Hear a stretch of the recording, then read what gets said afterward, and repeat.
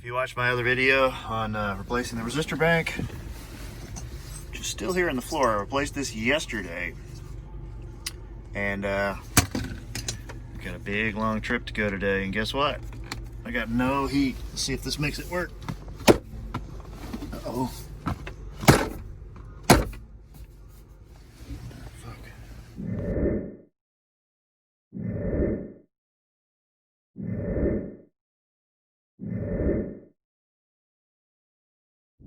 Made it about 100 miles, pulled into a gas station. When I went to get out, I got no heat.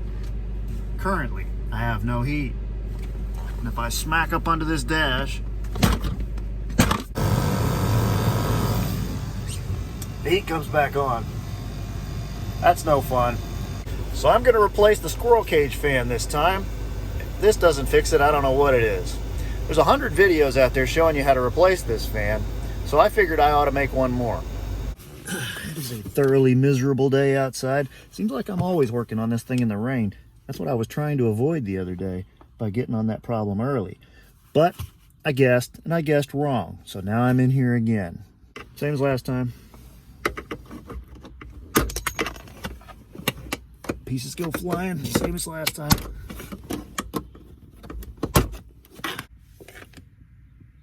Hopefully I'll get a little bit more detail.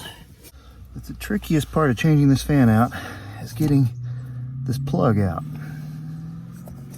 Because it's a little awkward to get to, and it's kind of hard to understand what's holding it in the first place. So here's what I'm going to show you. Take this screwdriver, and this is a little tab.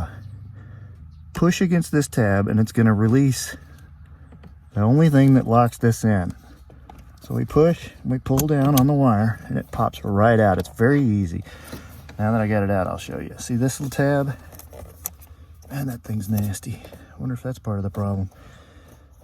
This little tab is what we're pushing on. We push this in, it pushes that in, it releases the plug. God, that's gross. So that's the first step. Now all we got to do is remove the 3 screws that hold the fan in, and then swap in our new fan. Now for the next part of the job, we're going to take 3 screws out. Here's one. This one here, and then this one back here. Those 3 have to come out, and the fan will drop right out. To get those out, I take my 4-in-1, 5-in-1, 6-in-1, 12-in-1, whatever. Remove that, and now it's the right size to remove these fasteners. Just because my my little bit screwdriver is the right size to take these out doesn't mean yours is, so check with that. If your screwdriver isn't the right size for this, then if you'll notice, you look very closely, you can see that that also will take a Torx, I'm not sure what size, maybe a T10 or T15, or it'll also just take a flathead screwdriver.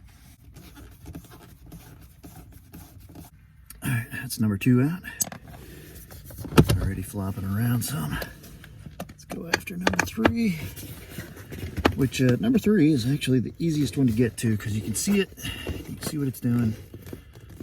I'm going to be surprised if there's not like weirdness inside this fan. Whoa, bingo. All right, now that the fan's out, let's take a look up in here and see if there's any kind of weird junk. I really expected to find a bunch of leaves and crap in here. That's my cabin filter, which I replaced earlier.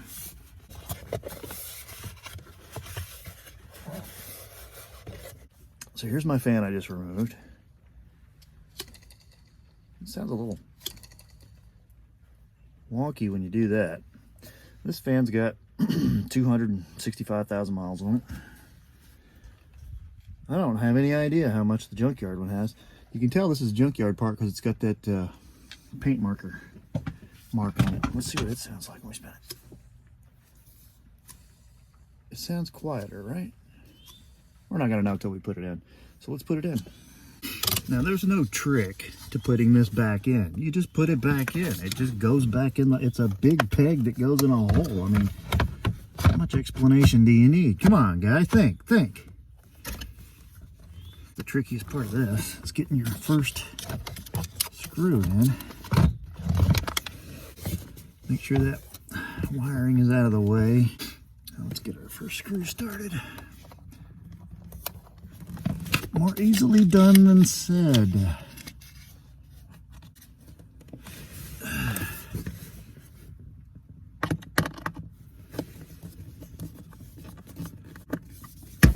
There, that's one. Let's get in number two.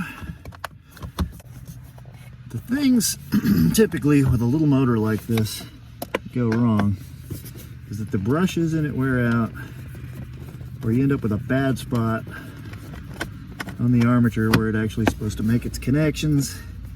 And that is the kind of thing that is solved by smacking on it. You smack on this, it jerks it around a little bit, and either your brush makes better contact and it starts spinning, or the dirty spot on your armature gets moved a little bit enough for electrons to start flowing and things to start happening.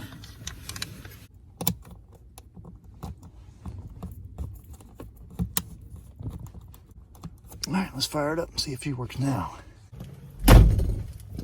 So, will I have heat this time? Let's make it all dramatic.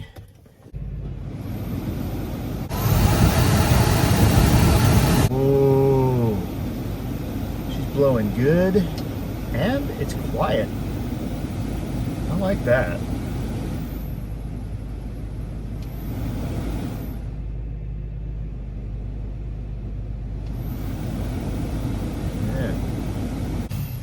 So hopefully that's going to